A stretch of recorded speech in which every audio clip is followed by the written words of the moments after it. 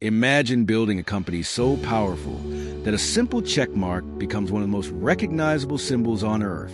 A symbol seen on Olympic podiums, on basketball courts, in World Cup finals, on billionaires, on teenagers, and on people who don't even play sports. Now imagine that same symbol becoming worth so much money that it helps move billions of dollars around the world. Not shoes, not factories, not athletes. A logo so valuable that governments started paying attention. A logo that would eventually sit at the center of one of the most fascinating corporate tax stories ever told. But before any of that happened, before the billions, before the lawyers, before the offshore structures, before the investigations, there was simply a young man who loved running, and he had a problem. America had a problem. Chapter 1. From a car trunk to a global empire. The year was 1962. America was obsessed with sports. Track and field was growing rapidly. Athletes were becoming faster every year. But there was one major issue. The best running shoes weren't made in America. They came from overseas. And they were expensive, very expensive. For many athletes, owning a high-quality pair of running shoes felt like a luxury. One young runner noticed this problem more than most. His name was Phil Knight. Knight wasn't a famous entrepreneur. He wasn't a billionaire. He wasn't even a businessman. He was simply a former middle-distance runner who had spent years studying athletics and footwear. But during his time at graduate school, an idea began to form. What if high-quality athletic shoes could be imported from Japan and sold in America for less than the dominant German brands? At the time, German companies controlled much of the athletic footwear market. Brands like Adidas were the gold standard. Athletes wanted them. Competitors respected them, and rivals struggled to challenge them. To most people, taking on giants like Adidas sounded ridiculous, but Knight saw an opportunity. Instead of manufacturing shoes himself, he could partner with a Japanese company and distribute their products in the United States. Simple idea, huge potential. There was just one problem. He had no company, no employees, no warehouse, and very little money. Most people would have stopped there. Knight didn't. In 1962, he traveled to Japan, thousands of miles from home, armed mostly with ambition and confidence. There he met representatives of a Japanese shoe company called Onitsuka Tiger. The company produced running shoes that were affordable and well-made, exactly what Knight was looking for. During the meeting, he made a bold move. He claimed to represent a company called Blue Ribbon Sports. There was only one amusing detail. Blue Ribbon Sports didn't really exist yet, at least not in the way the Japanese executives imagined. But the pitch worked. Knight secured distribution rights. And suddenly he had a chance, a real chance. When he returned to America, the hard work began. Not glamorous work, not billionaire work, just ordinary hustle. He sold shoes from the trunk of his car. Think about that for a moment. One of the most valuable brands in human history began with a guy opening the trunk of a vehicle at track meets. No giant headquarters, no celebrity endorsements, no Super Bowl commercials, just shoes and determination. At local competitions, Knight would meet runners one by one. He listened to them, asked questions, learned what athletes wanted, and gradually, sales began to grow. Not explosively, not overnight, but enough to keep moving forward. Soon another key figure joined the story, his former track coach, Bill Bowerman. If Knight had the business ambition, Bowerman had the obsession, an obsession with making athletes faster. Bowerman wasn't satisfied with existing shoes. He constantly experimented, cutting them apart, modifying them, testing new designs, looking for any advantage. Athletes loved him because he genuinely cared about performance. He wasn't interested in fashion. He wasn't thinking about billion-dollar valuations. He wanted faster runners. Period. The partnership turned out to be perfect. Knight understood business. Bowerman understood athletes. Together, they began building something special. By the late 1960s, Blue Ribbon Sports was growing quickly.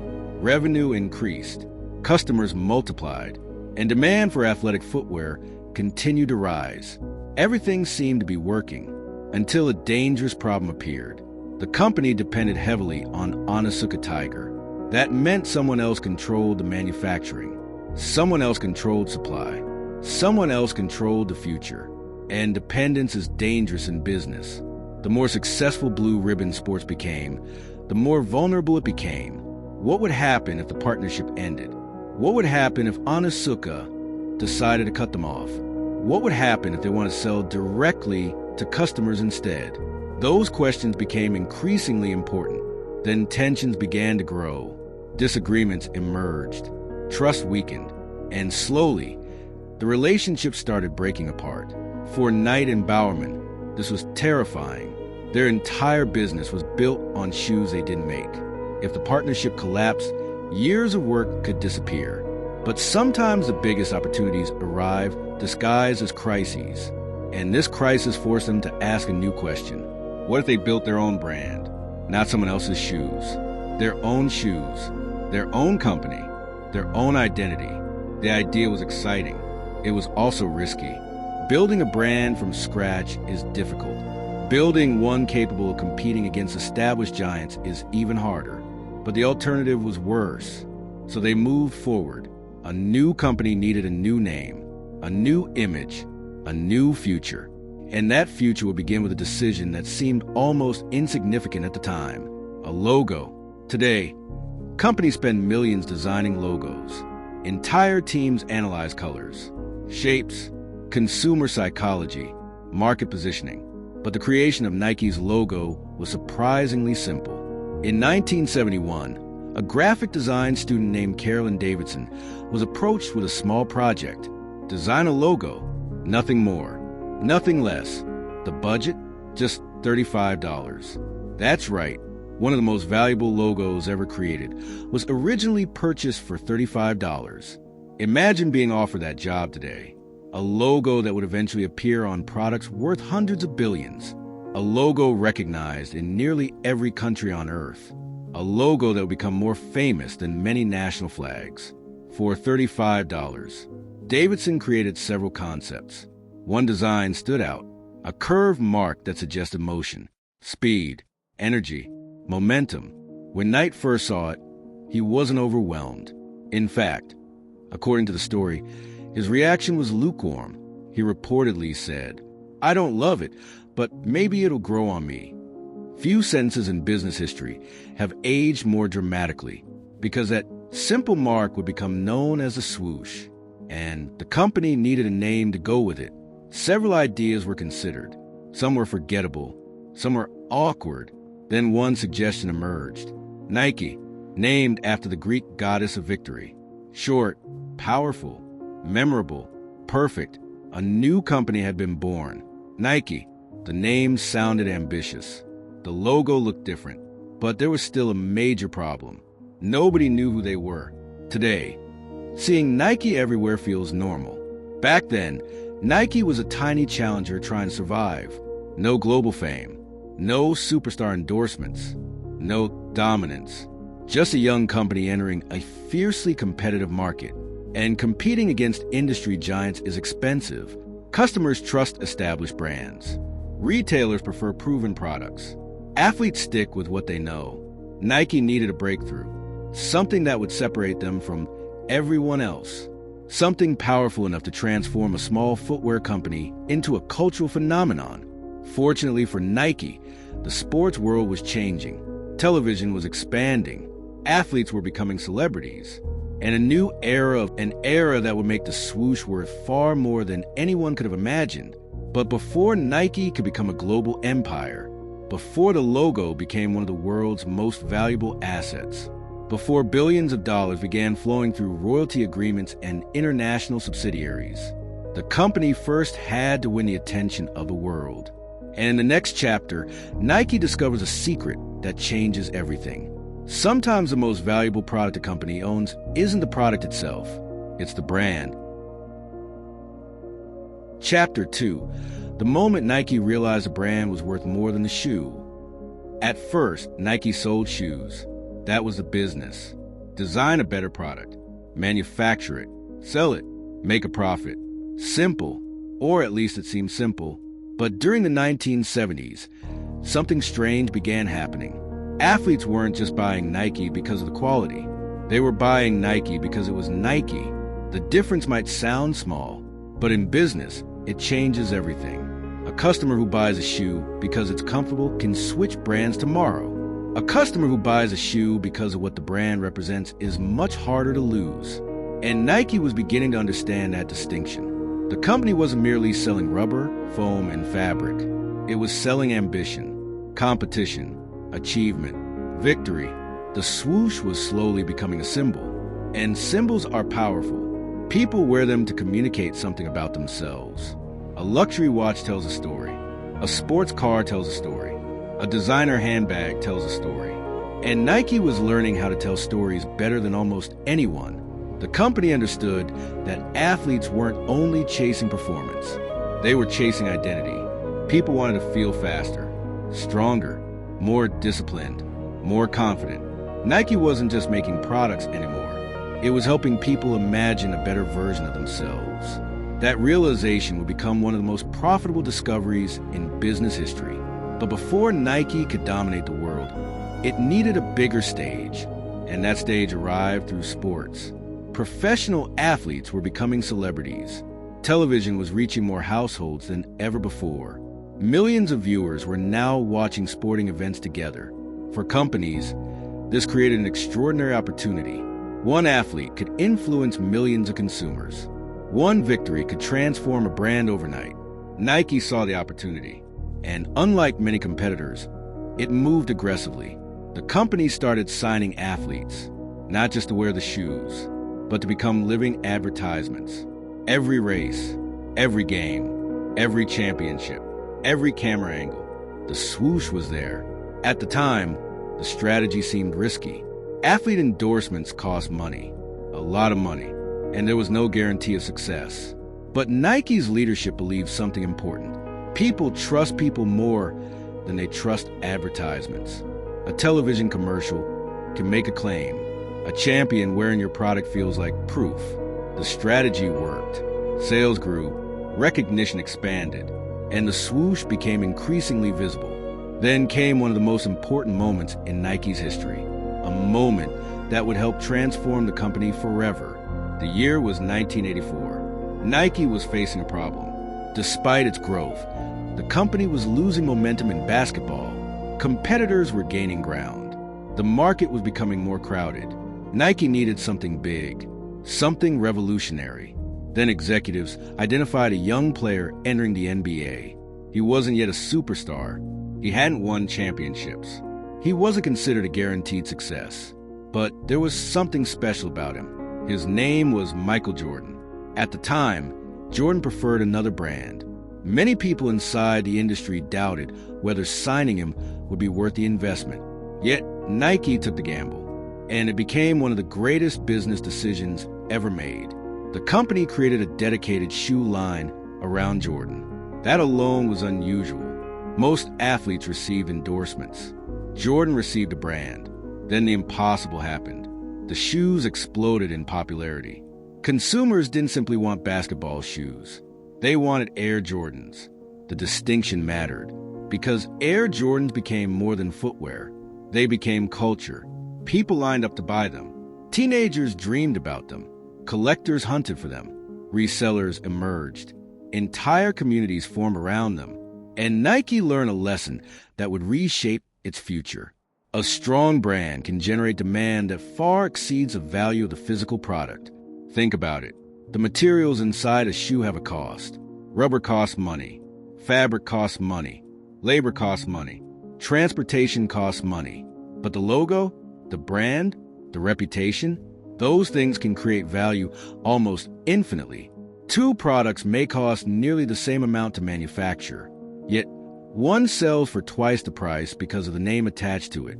That difference fascinated businesses around the world, because it revealed where the real money often lives. Not in the factory, not in the warehouse, but in the intellectual property, the trademarks, the patents, the copyrights, the brand itself. Nike's leadership increasingly understood this reality. Every year the swoosh became more valuable. Every athlete endorsement strengthened it. Every championship reinforced it. Every advertisement expanded its reach. The logo that once cost $35 was becoming one of the company's most valuable assets. And few people outside the business world fully appreciated what that meant. Most consumers see a logo as decoration. Companies see it differently. A logo is legal property. It can be owned, protected, licensed, sold, transferred, and monetized. The stronger the brand becomes, the more valuable that property becomes. Imagine owning a house. Now imagine owning a trademark recognized by hundreds of millions of people. The second asset can become far more valuable. Nike's executives understood this before many others did. As the company expanded internationally, the importance of intellectual property became impossible to ignore. Nike wasn't just operating in America anymore. It was expanding into Europe, Asia, Latin America, Africa, the Middle East. New markets meant new opportunities, but they also meant new complexities. Different tax systems, different regulations, different corporate structures, different governments. Managing a multinational corporation was becoming far more complicated than selling shoes from a car trunk. By the 1990s, Nike had evolved into a global powerhouse. Revenue climbed into the billions. The swoosh appeared everywhere. Athletes around the world competed in Nike gear. The company had become one of the most recognizable brands on earth. And with that success came a fascinating question. What exactly was creating all this value? Was it the factories, the warehouses, the stores, the inventory, or was it the brand itself? Increasingly, the answer seemed obvious. The brand. Without the swoosh, the products were simply products. With the swoosh, they became something more. Consumers paid premiums because of the logo. Retailers wanted shelf space because of the logo. Athletes signed contracts because of the logo. Investors valued the company because of the logo. Everything traced back to intellectual property. And once executives realized that intellectual property is the crown jewel of the business, they begin managing it very carefully. Because intellectual property can do something unique. It can travel. A factory is fixed in one location. A warehouse is fixed in one location. A retail store is fixed in one location. But ownership of trademarks can be moved. Ownership of intellectual property can be transferred. Ownership structures can be reorganized. This concept would eventually become crucial to Nike's future strategy. But before we continue, I want to ask you something. Imagine you own a company worth billions of dollars. Your lawyers tell you that your logo, trademarks, and brand identity are actually your most valuable assets. Not your products, not your buildings, not your factories, just the intellectual property. What would you do? Would you focus on protecting those assets? Would you reorganize your company around them? Or would you simply leave everything as it is? Drop your answer in the comments. Because Nike was about to make a decision that would completely change how it managed its most valuable asset. And that decision would eventually attract attention from governments around the world. By the early 2000s, Nike had become far more than a shoe company. It was a marketing machine, a branding powerhouse, a global empire. The company generated billions of dollars in revenue every year. Its products were manufactured across numerous countries. Its customers were spread across the globe. Its operations stretched across continents. Yet the swoosh remained at the center of everything. The logo was no longer worth thousands or millions. It was worth billions. And that created a powerful incentive. If a logo can generate enormous amounts of money, how should ownership of that logo be structured? To most people, this sounds like a boring legal question. To multinational corporations, it can be worth billions, because where intellectual property is owned can affect where profits are recorded, and where profits are recorded can affect taxation. This wasn't unique to Nike. Many multinational corporations were exploring ways to manage intellectual property across different countries. Technology companies did it. Pharmaceutical companies did it. Media companies did it. And increasingly, consumer brands were doing it too. The goal wasn't to change the products. The goal wasn't to redesign logos. The goal was to determine which corporate entity legally owned the valuable intellectual property. Because once ownership is established, Other parts of the company may need permission to use it, and permission often comes with a price: a royalty fee, a payment, a licensing arrangement, a transfer of money. At first glance, it seems technical, but this simple concept would eventually become the foundation of Nike's most controversial tax strategy, a strategy that remained largely hidden from public view for years.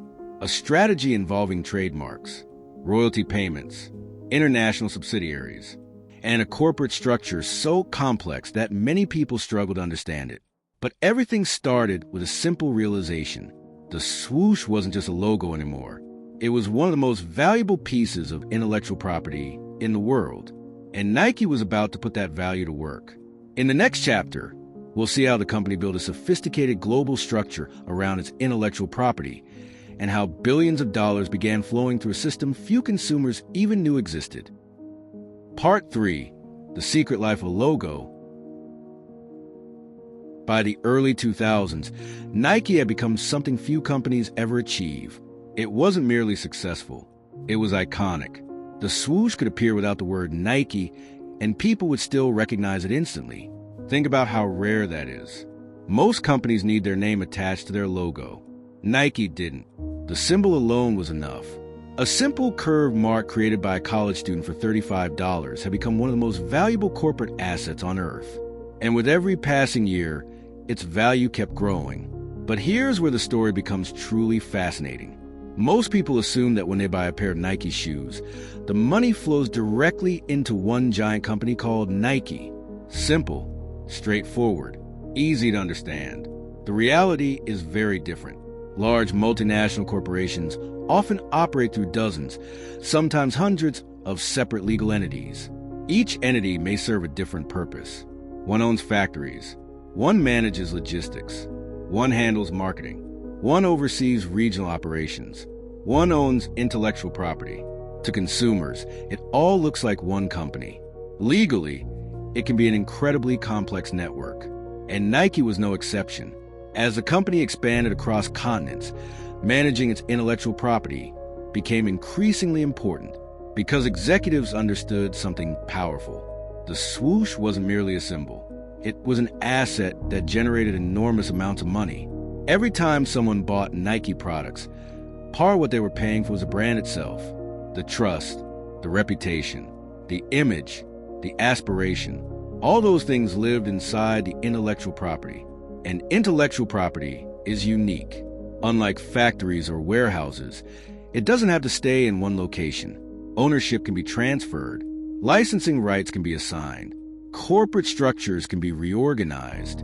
And that flexibility creates opportunities. Opportunities that accountants, lawyers, and tax specialists understand very well. To see why, let's imagine a simplified example.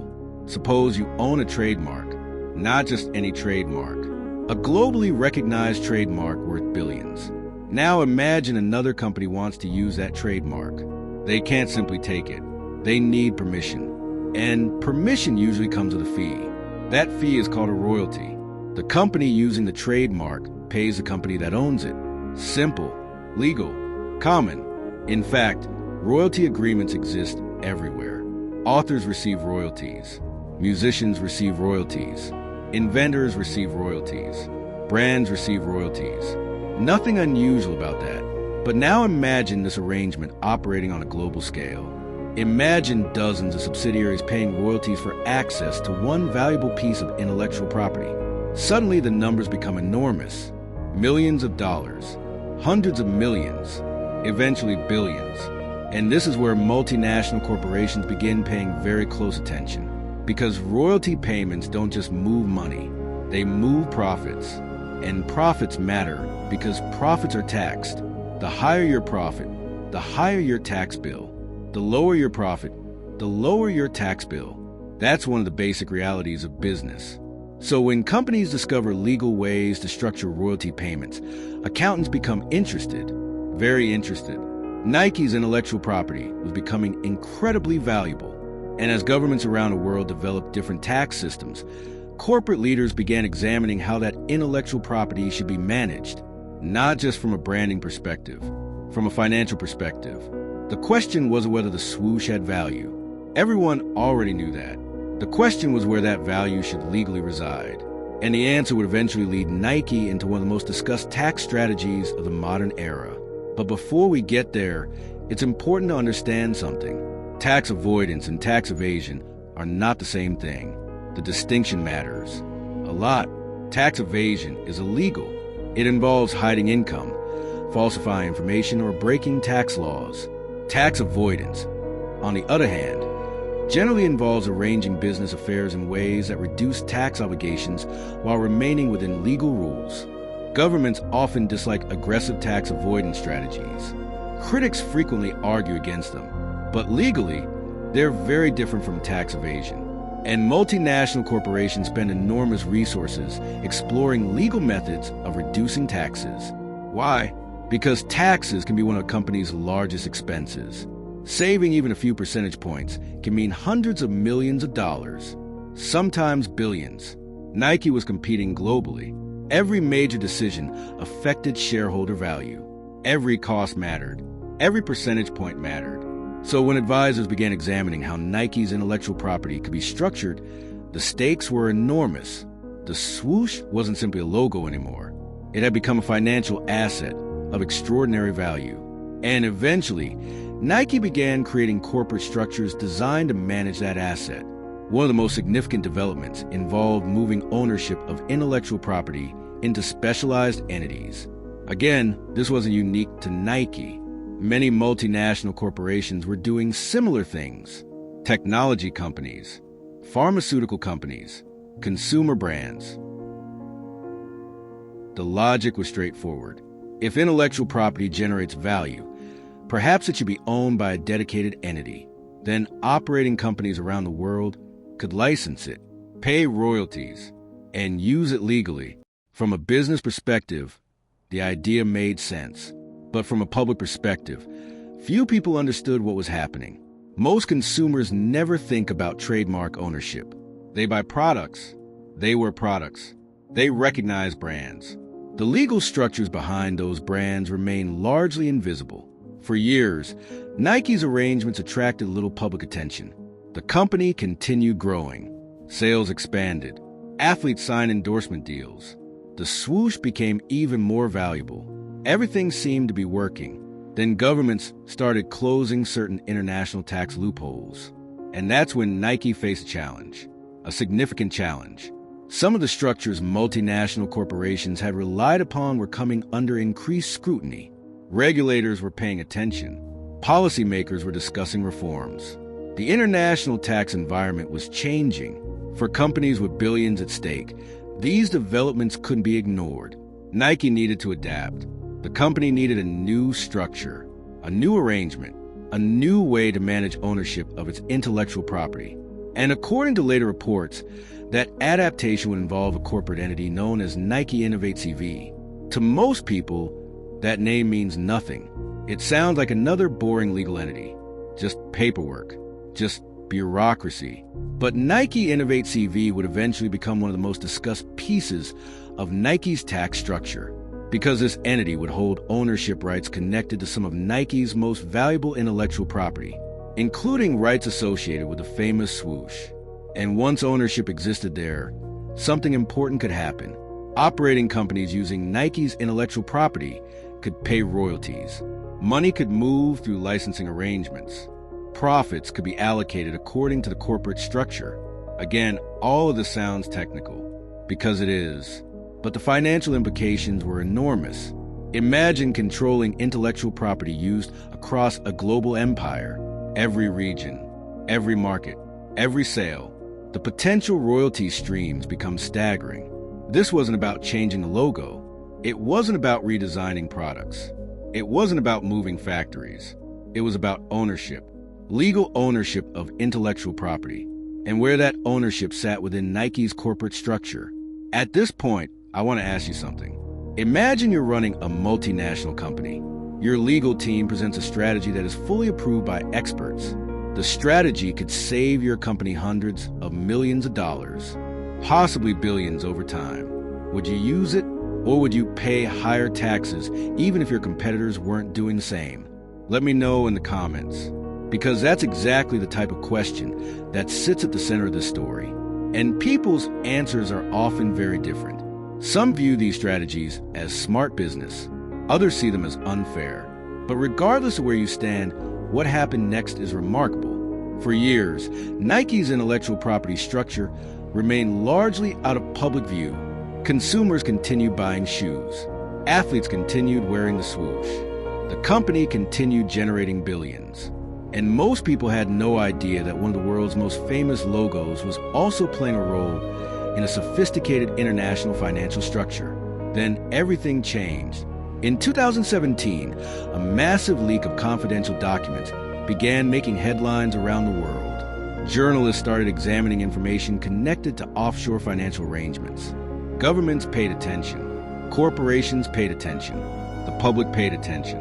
And suddenly, structures that had once existed quietly behind the scenes were being discussed on front pages across the globe. Among the companies that found themselves under scrutiny was Nike. The leak would become known as the Paradise Papers, and it would pull back the curtain on one of the most fascinating corporate tax stories ever uncovered.